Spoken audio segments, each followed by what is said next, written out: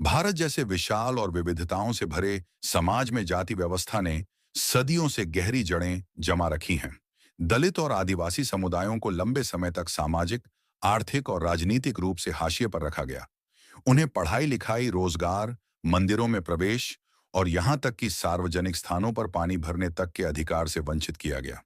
आजादी के बाद जब भारतीय संविधान बना, तो बाबा साहब भीमराव अंबेडकर ने इसमें विशेष रूप से ऐसे प्रावधान रखे जो अनुसूचित जाति और अनुसूचित जनजाति के अधिकारों की रक्षा कर सकें। तो जय भीम दोस्तों, हमारे चैनल मीरा जाटव में आपका स्वागत है। दोस्तों, वीडियो शुरू करने से पहले आपसे रिक्वेस्ट करना चाहते हैं कि अगर आप हमारे चैनल पर पहली बार आए हैं तो हमारे चैनल को सब्सक्राइब अवश्य करें और वीडियो को अधिक से अधिक शेयर करें, क्योंकि यह वीडियो दलित समाज और सभी वर्गों के लिए समझना बहुत ही जरूरी है। और दोस्तों, लाइक की बटन दबाना ना भूलें, जिससे कि हमें मोटिवेशन मिलता है। दोस्तों, हम चाहते हैं कि इस वीडियो को ध्यानपूर्वक और पूरा अवश्य देखें, क्योंकि आधा अधूरा ज्ञान घातक सिद्ध हो सकता है। तो चले दोस्तों, बिना देरी करते हुए वीडियो को शुरू करते हैं। दोस्तों, बाबा साहब डॉक्टर भीमराव अंबेडकर ने संविधान की धारा 17 ने अस्पृश्यता को अपराध घोषित किया। बावजूद इसके, जमीनी हकीकत यह थी कि दलितों और आदिवासियों पर अत्याचार बंद नहीं हुए। इसी पृष्ठभूमि में 1989 में अनुसूचित जाति और अनुसूचित जनजाति अत्याचार निवारण अधिनियम लाया गया। इसका उद्देश्य था दलितों व आदिवासियों के साथ हो रहे सामाजिक उत्पीड़न और भेदभाव को रोकना। अगर किसी ने उन्हें जाति सूचक गालियां दी, मारा पीटा, उनके घर जलाए, जमीन हड़पी या अपमानित किया, तो कानून सख्त से सख्त सजा देगा। पीड़ितों को यह भरोसा दिलाना है कि कानून उनके साथ है और अपराधी आसानी से बच नहीं पाएगा। इस अधिनियम ने पुलिस और प्रशासन को यह बाध्यता दी कि अगर दलित या आदिवासी शिकायत करें तो तुरंत एफआईआर दर्ज करनी होगी और आरोपी की गिरफ्तारी हो। इसमें कई अपराधों को गैर जमानती और संज्ञेय श्रेणी में रखा गया। लेकिन समय के साथ आरोप यह लगने लगे कि इस एक्ट का दुरुपयोग भी हो रहा है। कई मामलों में अदालतों ने पाया कि बिना पर्याप्त सबूत के भी शिकायत दर्ज कर ली जाती है। इसी आधार पर कुछ बार सुप्रीम कोर्ट ने अग्रिम जमानत, एंटिसिपेटरी बेल देने की छूट भी दी थी। यहीं से एक बहस छिड़ गई। एक तरफ दलित समाज कहता रहा कि कानून ढीला किया गया तो अत्याचार और बढ़ेंगे। दूसरी तरफ कुछ वर्गों का कहना था कि गलत मामलों में निर्दोष लोग फंस जाते हैं। और इसी बहस के बीच जस्टिस बी.आर. गवई के नेतृत्व में सुप्रीम कोर्ट की पीठ ने हाल ही में ऐतिहासिक फैसला सुनाया, जिसने एससी एसटी एक्ट को और मजबूत कर दिया। हाल ही में सुप्रीम कोर्ट में एक मामला आया जिसमें शिकायतकर्ता ने आरोप लगाया कि उसे जाति सूचक गालियां दी गईं, सार्वजनिक रूप से अपमानित किया गया और मारपीट भी हुई। सिर्फ वही नहीं, बल्कि उसकी मां और चाची के साथ भी दुर्व्यवहार किया गया। इस घटना ने एक बार फिर सवाल खड़े किए कि क्या एससी एसटी एक्ट को सही तरीके से लागू किया जा रहा है। कई निचली अदालतों और हाई कोर्ट में इस तरह के मामलों पर अलग अलग निर्णय दिए गए थे। खासकर अग्रिम जमानत, एंटिसिपेटरी बेल के मामले में असमानता दिखाई देती थी।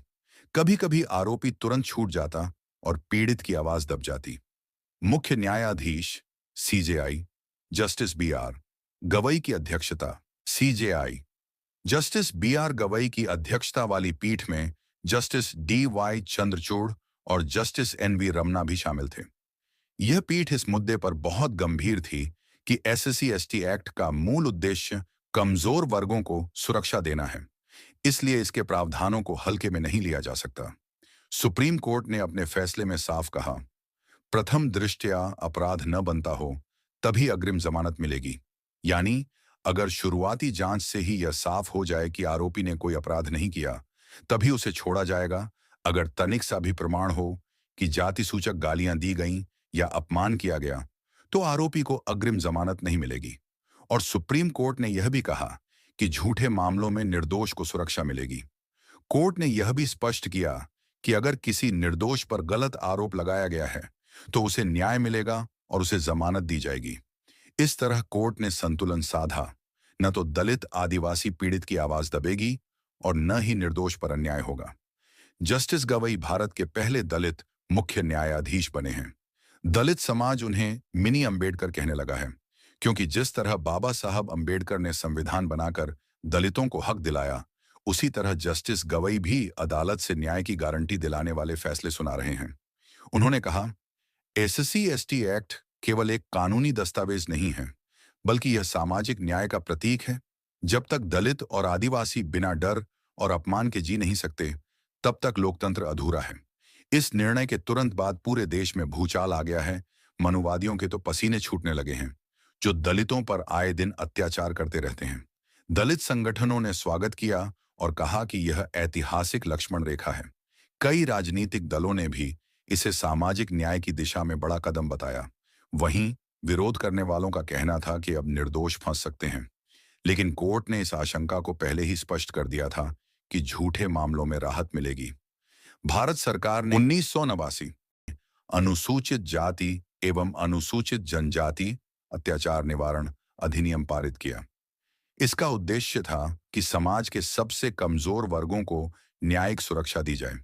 इसमें पहली बार कई अपराधों को सूचीबद्ध किया गया, जैसे कि जाति सूचक गालियां देना, किसी को सार्वजनिक रूप से अपमानित करना, दलितों आदिवासियों की जमीन पर कब्जा करना, उनके घरों या बस्तियों पर हमला करना, सामाजिक बहिष्कार करना, महिलाओं से दुर्व्यवहार या यौन हिंसा करना। इन सभी अपराधों को संज्ञेय और गैर जमानती श्रेणी में रखा गया, यानी पुलिस बिना वारंट के गिरफ्तारी कर सकती है और आरोपी को आसानी से जमानत नहीं मिलेगी। कानून बनने के बावजूद जमीनी स्तर पर दलितों और आदिवासियों को इंसाफ तुरंत नहीं मिला। कई बार स्थानीय पुलिस प्रशासन दबाव में काम करता है और शिकायत दर्ज ही नहीं होती या बाद में मामला कमजोर कर दिया जाता। इसके अलावा जब आरोपी प्रभावशाली वर्ग से होता तो अदालतों से जल्दी छूट जाते हैं और केस को कमजोर कर दिया जाता है। समाज से लगातार उठ रही आवाजों को देखते हुए 2015 में इसमें महत्वपूर्ण संशोधन किया गया।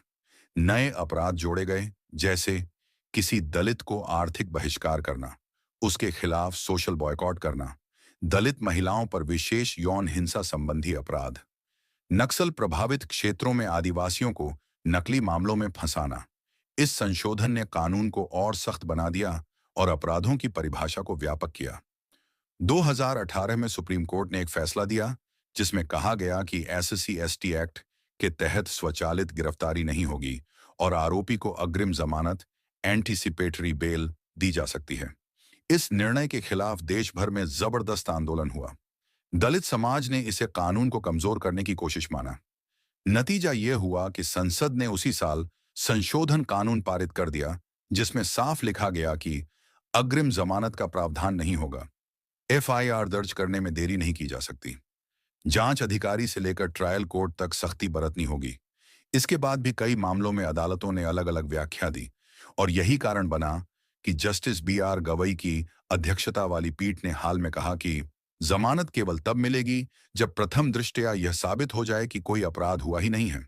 अगर शुरुआती तथ्यों से लगे कि दलित का अपमान हुआ है, तो आरोपी को कोई राहत नहीं दी जाएगी। इन लगातार संशोधनों और फैसलों से साफ है कि एससी एसटी एक्ट कोई स्थिर कानून नहीं है, बल्कि यह समाज की जरूरत और हालात के अनुसार लगातार मजबूत होता गया। यह कानून 1989 में लागू किया गया और 2015 में दायरा बढ़ाया गया। 2018 में इसे बचाने के लिए जनता सड़कों पर उतरी और अब 2023 से 24 में सुप्रीम कोर्ट ने इसे नई धार दी है। सुप्रीम कोर्ट के इस फैसले ने दलित और आदिवासी समाज को एक नया आत्मविश्वास दिया। लंबे समय से यह धारणा रही थी कि अगर कोई प्रभावशाली व्यक्ति दलित को गाली दे या मारे पीटे तो वह आसानी से छूट जाएगा। अब यह धारणा टूटी है। गांव-गांव में चर्चा होने लगी कि अब दलित का अपमान करने वाले को बचना मुश्किल है। दलित संगठनों ने रैलियां और सभाएं की, जहां उन्होंने जस्टिस गवई को मिनी अंबेडकर कहकर संबोधित किया। सोशल मीडिया पर हजारों पोस्ट लिखे गए, जिनमें कहा गया कि यह निर्णय दलित अस्मिता को मजबूत करता है। भारतीय राजनीति में दलित एक बड़ी ताकत है।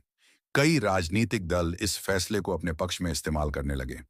विपक्षी दलों ने कहा कि यह न्यायपालिका की जीत है, जिसने दलित अधिकारों को सुरक्षित किया। वहीं सत्तारूढ़ दलों ने इसे अपने सामाजिक न्याय की नीति से जोड़ा और कहा कि यह फैसला उनके विजन को पुष्ट करता है। यह तय है कि आने वाले चुनावों में भी इस फैसले का हवाला जरूर दिया जाएगा, क्योंकि दलित वोट बैंक किसी भी दल के लिए निर्णायक साबित हो सकता है।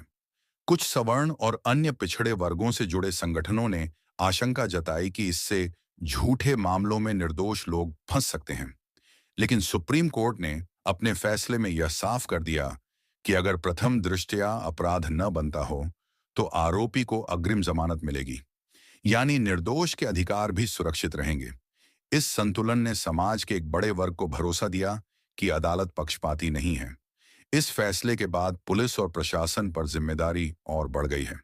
अब वे बिना लापरवाही के तुरंत एफआईआर दर्ज करेंगे। जांच अधिकारी को यह देखना होगा कि प्रथम दृष्टया अपराध बनता है या नहीं। अगर मामला कमजोर पाया गया तो आरोपी को जमानत मिल सकती है, लेकिन अगर अपमान या हिंसा साबित होती है तो गिरफ्तारी और सख्त कार्रवाई तय है। दुनिया भर में भारत को लोकतांत्रिक देश कहा जाता है, लेकिन जातिगत भेदभाव की खबरें अक्सर अंतर्राष्ट्रीय मंचों पर सवाल खड़े करती हैं। यह फैसला भारत की छवि को भी मजबूत करता है कि यहाँ की सर्वोच्च अदालत सामाजिक न्याय के लिए प्रतिबद्ध है और संविधान की आत्मा को जीवित रखती है। दलित युवाओं में आत्मविश्वास बढ़ेगा कि वे कानून के सहारे न्याय पा सकते हैं। समाज के बाकी वर्गों को यह संदेश जाएगा कि जातिगत गालियां या हिंसा अब साधारण अपराध नहीं, बल्कि गंभीर अपराध हैं। राजनीति में दलित मुद्दे और अधिक केंद्र में आ सकते हैं। डॉ भीमराव अंबेडकर ने हमेशा यह कहा कि किसी भी लोकतंत्र की असली परीक्षा यह है कि वह अपने सबसे कमजोर नागरिक को कितना सुरक्षित रख पाता है। उन्होंने संविधान में समानता, स्वतंत्रता और बंधुत्व को आधार बनाया। उनका सपना था कि भारत में कोई भी व्यक्ति सिर्फ इसलिए अपमानित न हो क्योंकि वह दलित या आदिवासी है। अंबेडकर का मानना था कि शिक्षा, संगठन और संघर्ष ही समाज को आगे बढ़ा सकते हैं। जस्टिस गवई भी दलित पृष्ठभूमि से आते हैं। वे ऊंचे पद तक पहुंचे और 2024 में भारत के मुख्य न्यायाधीश बने। उनके लिए यह पद केवल व्यक्तिगत उपलब्धि नहीं था, बल्कि पूरे दलित समाज का गर्व था। उन्होंने अपने फैसलों में बार बार यह दर्शाया है कि कानून केवल किताबों में नहीं, बल्कि जमीनी हकीकत में न्याय दिलाने का माध्यम होना चाहिए। Justice B R. गवई के निर्णयों में बाबा साहब डॉक्टर भीमराव अंबेडकर की सोच साफ झलकती है। दलित और आदिवासी की गरिमा को सर्वोच्च महत्व, अपमान या हिंसा को छोटी गलती मानने से इनकार और कानून को सामाजिक परिवर्तन का औजार मानना। बाबा साहब कहते थे कि अगर आप समाज से अन्याय मिटाना चाहते हैं तो कानून को हथियार बनाइए। जस्टिस गवई का फैसला इस कथन की आधुनिक मिसाल है। जस्टिस गवई को दलित समाज मिनी अंबेडकर कहता है, क्योंकि उन्होंने यह दिखा दिया कि अंबेडकर की विरासत केवल संसद या राजनीति तक सीमित नहीं, बल्कि न्यायपालिका में भी जीवित है। वे खुद को एक बौद्धिक योद्धा मानते हैं।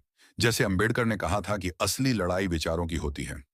दलित समाज का सीना इसलिए चौड़ा हो गया है क्योंकि उन्हें लगता है कि अब सुप्रीम कोर्ट में भी कोई ऐसा बैठा है जो उनकी पीड़ा समझता है। जिस तरह बाबा साहब ने दलितों को आवाज दी थी, उसी तरह गवई ने भी इस फैसले से संदेश दिया कि तुम अकेले नहीं हो, कानून तुम्हारे साथ है। गवई का यह फैसला आने वाली पीढ़ियों के लिए प्रेरणा है। दलित बच्चे देख रहे हैं कि शिक्षा और मेहनत से वे भी सर्वोच्च पद पर पहुंच सकते हैं। समाज के लिए यह उदाहरण है कि न्यायपालिका में भी सामाजिक न्याय की धड़कन मौजूद है। इतिहास गवाह है कि जब भी दलितों को न्यायपालिका या संसद से कोई बड़ी राहत मिली है, आंदोलन ने और ताकत पकड़ी है। यह फैसला भी उसी कड़ी में एक मील का पत्थर है। दलित छात्र संगठनों ने विश्वविद्यालयों में इस पर संगोष्ठियां की। सामाजिक कार्यकर्ताओं ने इसे दूसरा 1989 कहा, यानी जिस तरह 1989 में कानून ने नई ताकत दी थी, वैसी ही ताकत अब इस फैसले ने दी है। गांव-गांव में बैठकों में यह संदेश फैलने लगा कि अब अपमान सहना नहीं पड़ेगा। भारत का लोकतंत्र तभी मजबूत होगा जब समाज के कमजोर तबके सम्मान से जी पाएंगे। इस फैसले ने सामाजिक न्याय की परिभाषा को और व्यापक बना दिया है। अब यह केवल आरक्षण या शिक्षा की बात नहीं रही। अब यह भी तय हो गया कि अगर किसी की गरिमा से खिलवाड़ होगा तो कानून तुरंत कार्रवाई करेगा। फैसले के बाद दलित आंदोलन केवल जाति सूचक गालियों या मारपीट तक सीमित नहीं रहा। अब वे मांग कर रहे हैं कि पुलिस थानों में दलित पीड़ितों की शिकायतों को गंभीरता से लिया जाए। अदालतों में फास्ट ट्रैक कोर्ट बनाए जाए ताकि मामलों का जल्दी निपटारा हो। हर जिले में कानूनी सहायता केंद्र हो ताकि गरीब दलित पीड़ित भी वकील कर सके। दलित आंदोलन और राजनीति का रिश्ता हमेशा गहरा रहा है। इस फैसले के बाद कई दलित नेता इसे अपनी उपलब्धि बताने लगे। बड़े दल भी यह दिखाने की कोशिश कर रहे हैं कि वे दलित समाज के साथ खड़े हैं। इससे आंदोलन को राजनीतिक मंच भी मिला और राजनीतिक दलों को समाज से जुड़ने का मौका। सबसे बड़ा असर दलित युवाओं पर पड़ा है। उन्हें लगा कि अगर सुप्रीम कोर्ट तक उनकी आवाज पहुंच सकती है तो कोई भी सपना छोटा नहीं है। युवाओं ने इसे शिक्षा और मेहनत से अपनी स्थिति बदलने का संदेश माना। कई जगह छात्र युवाओं ने कहा कि गवई साहब हमारे लिए प्रेरणा है, हम भी पढ़ लिख कर बड़े पदों पर जा सकते हैं। हालांकि फैसला ऐतिहासिक है, लेकिन चुनौतियां खत्म नहीं हुई। कई बार पीड़ित परिवार डर के कारण शिकायत दर्ज ही नहीं कराते। कुछ जगहों पर पुलिस दबाव में आकर मामले कमजोर बना देती है। अदालतों में लंबा मुकदमा दलित परिवार को आर्थिक और मानसिक रूप से थका देता है। इसलिए आंदोलनकारियों का मानना है कि कानून को लागू करने की असली जिम्मेदारी समाज और प्रशासन की है। यह फैसला एक शुरुआत है, अंत नहीं। अब दलित आंदोलन का मकसद केवल संरक्षण नहीं, बल्कि सम्मान और बराबरी की लड़ाई बन गया है। सामाजिक न्याय का नया एजेंडा बनेगा, जिसमें शिक्षा, स्वास्थ्य, रोजगार और सुरक्षा सब शामिल होंगे। अदालतों और संसद दोनों को मिलकर काम करना होगा ताकि अंबेडकर का सपना सच हो सके। सबसे बड़ी आलोचना यही है कि इस फैसले के बाद झूठे मामलों की संख्या बढ़ सकती है। कुछ वर्गों का कहना है कि व्यक्तिगत दुश्मनी या जमीन जायदाद के विवाद में एससी/एसटी एक्ट का गलत इस्तेमाल हो सकता है। ऐसे में निर्दोष व्यक्ति को जेल जाना पड़ सकता है और उसकी प्रतिष्ठा बर्बाद हो सकती है। हालांकि सुप्रीम कोर्ट ने साफ किया कि अगर प्रथम दृष्टया अपराध न बने तो अग्रिम जमानत मिल सकती है, लेकिन इस डर को पूरी तरह नकारा नहीं जा सकता। एक और सवाल यह उठता है कि पुलिस पर अब और ज्यादा दबाव रहेगा। पुलिस को तुरंत एफआईआर दर्ज करनी होगी, वरना उस पर लापरवाही का आरोप लगेगा। कई बार पुलिस को ही तय करना होगा कि अपराध प्रथम दृष्टया बनता है या नहीं। इससे पुलिस पर राजनीतिक और सामाजिक दबाव और भी बढ़ सकता है। फैसले ने संतुलन बनाने की कोशिश की है, लेकिन फिर भी सवाल है कि क्या निर्दोष को जेल भेजना उसके मौलिक अधिकारों का उल्लंघन नहीं होगा? और क्या पीड़ित को हर हाल में प्राथमिकता देना न्याय की सही परिभाषा है? यह बहस लंबे समय तक चलेगी। कुछ विशेषज्ञों का कहना है कि कानून जितना सख्त होता है, समाज में तनाव भी उतना ही बढ़ सकता है। गांवों और कस्बों में जहां दलित और अन्य जातियां साथ रहती हैं, वहां विवाद और टकराव बढ़ सकते हैं। आरोप लगने के बाद पूरा समाज आरोपी के खिलाफ हो सकता है, भले ही बाद में वह निर्दोष साबित हो। इस फैसले से अदालतों पर भी नए बोझ की आशंका है। अगर हर मामूली विवाद भी एससी/एसटी एक्ट के तहत दर्ज होता है, तो केसों की संख्या कई गुना बढ़ जाएगी। पहले से ही लंबित लाखों मामलों के बीच यह नया बोझ न्यायपालिका की गति को और धीमा कर सकता है। कुछ आलोचक मानते हैं कि राजनीतिक दल इस फैसले को अपने वोट बैंक के लिए इस्तेमाल करेंगे। वे इसे दलितों को लुभाने का साधन बनाएंगे। असली मुद्दे जैसे शिक्षा, स्वास्थ्य, रोजगार पीछे छूट सकते हैं। इससे दलित समाज को दीर्घकालिक लाभ कम और भावनात्मक संतोष ज्यादा मिलेगा।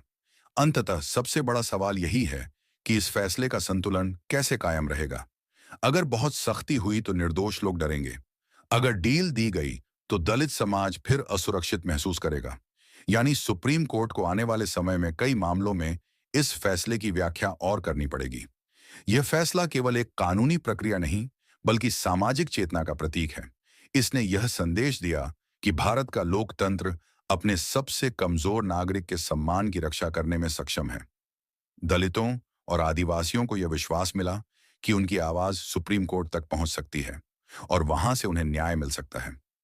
डॉक्टर भीमराव अंबेडकर ने कहा था कि समानता के बिना स्वतंत्रता अधूरी है। यह फैसला इसी विचार को आगे बढ़ाता है। अब दलित समाज केवल अधिकार मांगने वाला नहीं, बल्कि सम्मान के साथ जीने वाला नागरिक भी बन रहा है।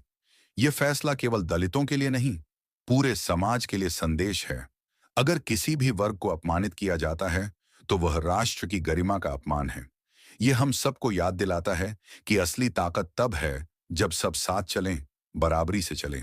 हालांकि यह फैसला उम्मीद जगाता है, लेकिन चुनौतियां अब भी बाकी हैं। झूठे मामलों को रोकना और सच्चे पीड़ित को तुरंत न्याय दिलाना। पीड़ित के प्रति पुलिस और प्रशासन को निष्पक्ष और संवेदनशील बनाना। अदालतों में लंबित मामलों को तेजी से निपटाना। और आगे की राह यही है कि कानून का सम्मान हो, लेकिन उसका दुरुपयोग न हो। दलितों को सुरक्षा के साथ साथ शिक्षा, रोजगार और स्वास्थ्य में भी बराबरी मिले। समाज में हम और वे की दीवार टूटे और अंबेडकर का सपना सच हो, जिसमें हर इंसान समान गरिमा के साथ जी सके। यह फैसला दलित आंदोलन और सामाजिक न्याय की यात्रा में एक मील का पत्थर है। इसने संघर्ष को नई ताकत दी है, उम्मीदों को नया आसमान दिया है और यह साबित किया है कि न्याय की लड़ाई लंबी भले हो, लेकिन हारती नहीं है। तो दोस्तों, आज की वीडियो में बस इतना ही। तो दोस्तों, हमारे द्वारा दी गई आपको यह जानकारी कैसी लगी, कमेंट में जरूर बताएं और इस वीडियो को अधिक से अधिक शेयर करें। लाइक का बटन दबाना ना भूलें। आपने हमारा अंत तक समय दिया, उसके लिए आपका बहुत बहुत धन्यवाद।